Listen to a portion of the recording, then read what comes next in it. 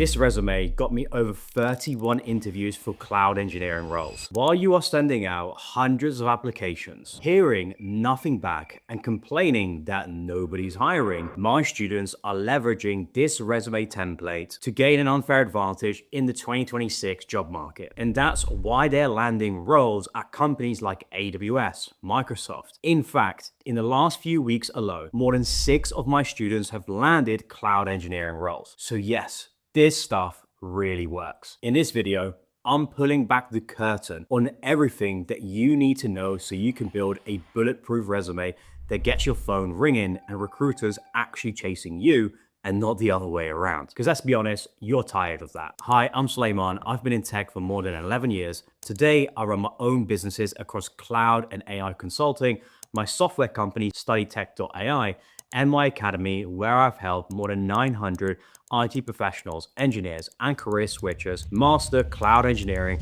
and land 6-figure roles in 2026. We are going to go through this from top to bottom. I'll cover every section that you need, as well as what are the things that you should definitely avoid. Now, the first thing that we need to nail is how your resume actually looks, because this is where most people mess up before they've even ever written a single bullet point. You need one page, one column, saved as a PDF, and that is it. Now, I know what you are thinking, but my experience won't fit into one page. Trust me, it will. And even if it doesn't, you need to make it fit. You shouldn't have multiple pages anyway, right? 3, 4, 5, 6 page CV or resume if you're in the US. Now, when you apply for a role, your resume is not going to go straight to a human. It's going to be going through an ATS first, an application tracking system, which reads your resume and it'll filter for the specific skills that the hiring manager is looking for. And if you've got a fancy 2-column, 3-column layout and one of those funky looking Canva templates with graphics and icons and images and little progress bars, the ATS can't read it properly. You'll get rejected and you don't even know why. Well, now you do.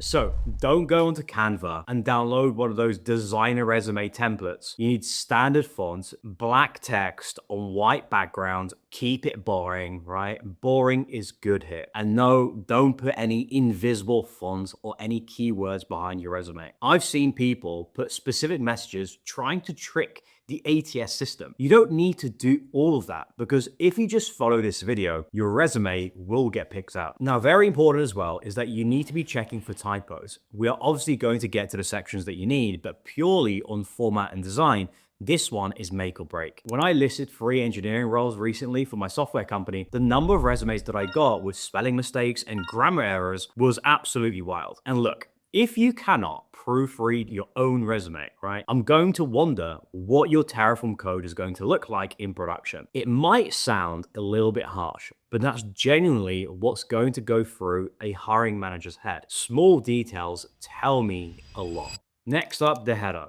Your name, your email, your phone number, right? LinkedIn and GitHub, that is all you need. No address, no photo, no quotes about your passion that nobody cares about. Just clean contact details so that with a glance, a hiring manager can find you online or even just give you a quick call. And yes, that also means that you'll need to be active on LinkedIn and GitHub. It's not optional anymore. When a recruiter thinks that you might be a good fit, the first thing that they'll do is they'll check out your LinkedIn page. That's what more than 90% of recruiters do when they're looking for candidates, because their job is essentially making sure that you are who you say you are. They get given a brief on what to look for and what sort of skills that the hiring manager needs. So they're just ensuring that you are legit and your experience matches up, right? So it's completely up to you to make sure that your resume matches what your LinkedIn says and you have an active GitHub portfolio where they can see that you're using it with the same skills that you mention on your resume, which we'll cover later on.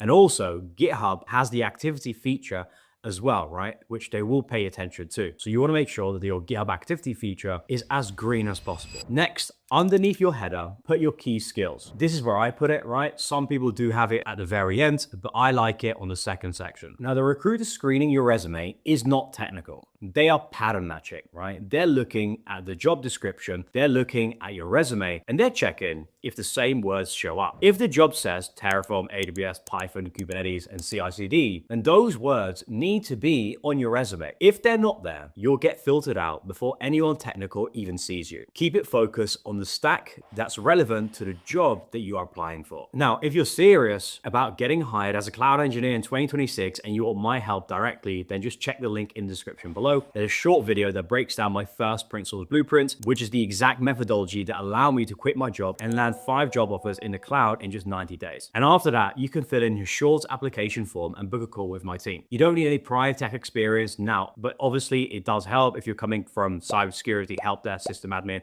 network engineering, right? But everything is laid out for you step by step. And we are getting real results right now. Travon, Eric, Tomislav all landed cloud engineering roles in just the last month. And then this week, we had Dean, Arion, as well as Salim, who landed a role as a cloud security engineer at American Express. Now, just because they got jobs doesn't mean that you will automatically as well, right? It requires hard work, dedication, and showing up consistently. And the reason I say that is because most people do nothing. It's not a magic pill, but if you are looking for the fastest route into the industry with the best approach that actually works in 2026 right now, I'll put my name, brand, and everything on the line, then check the link below, watch a short video, and book a call with my team. Now, here is where most people get it completely wrong, and it costs them absolutely everything. A recruiter, on average, spends 7 seconds looking at your resume. 7 seconds. So whatever is at the top of your resume is the only thing that they might actually read. I've reviewed resumes where the first thing that I see is a college degree from 4 years ago, then a list of certifications. That tells me that your experience or projects that you've worked on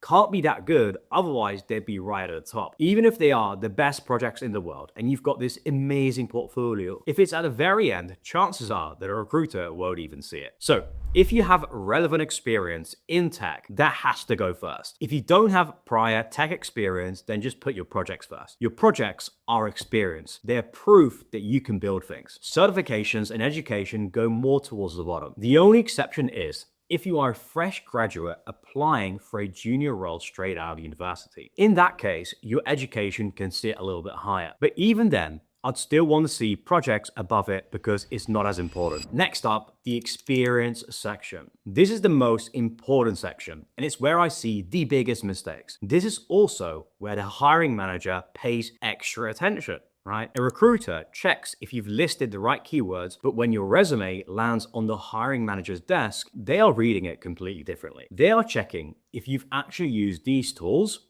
or if you've just listed them. Your bullet points need to show real impact. People either write vague one-liners that say absolutely niche, or they write 10 bullet points per role and nobody reads any of them. You'll want 3 to 4 bullet points max per experience and per role. Each one follows this exact structure: what you did, how you did it, and what was the result. Google calls this the XYZ formula. Accomplish X as measured by Y by doing Z. Let me show you what this looks like for cloud engineering specifically. Instead of writing managed AWS infrastructure for a company, you want to write designed and deployed a multi-AZ VPC architecture using Terraform, reducing deployment time from 3 hours to 15 minutes and cutting infrastructure costs by 22%. Another example is that instead of experience with CI/CD pipelines, you want to write build and maintain CI/CD pipelines using GitHub Actions and Code Pipeline, automating deployments across 3 environments and reducing the release cycle time from 2 weeks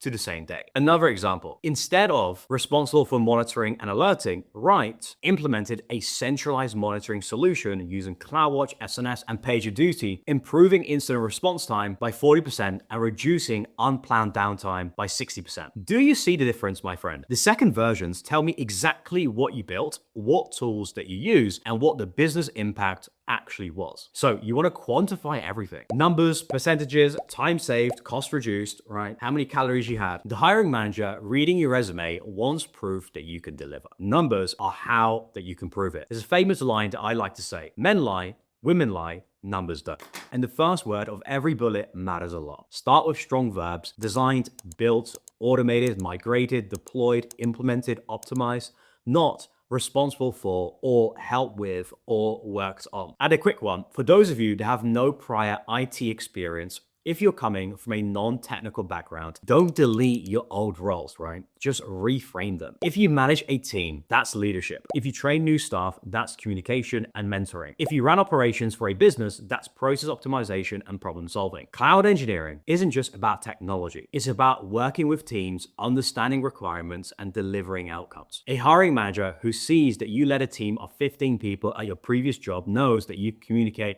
and take ownership. That matters more than you think and is super valuable. You don't need lots of depth, and yes, I'd still put the projects first, but your non-technical experience goes underneath to round out the picture of who you actually are. And by the way, I am going to include a resume cheat sheet that you can download and make sure that you've crossed off everything. It'll be in a pinned post inside of my school community, link in the description. Next up, the projects section. If you don't have prior IT or cloud experience, this section is basically your entire resume. The first rule, do not put tutorial projects that you grab from YouTube on your resume. Recruiters and hiring managers have seen all of them. You have to focus on solving real problems that companies are facing on today. And if you're looking for ideas on what to build, I suggest going on Upwork and looking at the listings to see what companies are looking for and what problems that they're facing. Go and build them in your own time and then put them on your resume. And by the way, this is something that I used to do, and I don't see anyone even talking about it. Because if they're paying someone to solve those problems, then the natural extension is that you'll get paid further down the line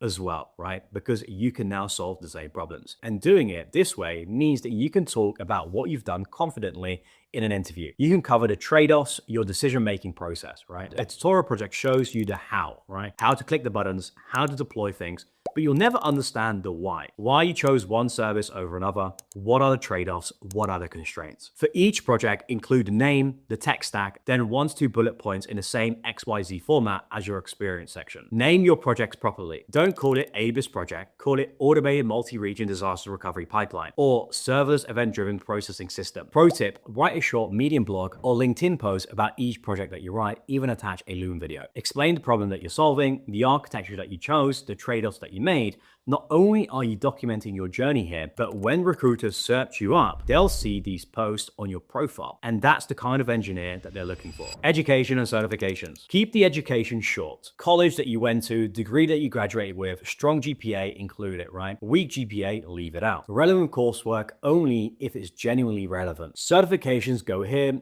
AWS CCP, Solutions Architect Associate, Security Plus, etc. Certs are not really that important, but you can include them towards the end. All right, the last thing, and honestly, this is the part that nobody really talks about. Your resume is not a diary of the things that you've done. It's a marketing document. You're selling yourself to someone who has 7 seconds and hundreds of other applicants sitting in front of them. If your approach is like a humble list of tasks, then you've already lost. Every single line needs to earn its place. And I want to be clear here. I'm not telling you to lie, but it's okay to add a little bit of extra spice and sprinkles to what you've done and your experience. Don't undersell yourself. Everyone else applying to this role is going to go above and beyond, showcasing their skills, so you should do the same and don't be afraid to do that. Frame everything in terms of business impact, time saved, money saved, risk reduced, uptime improved, deployment speed increased. That's what sells, because at the end of the day, we are not hiring cloud engineers because we just love AWS. We are hiring cloud engineers because those engineers solve problems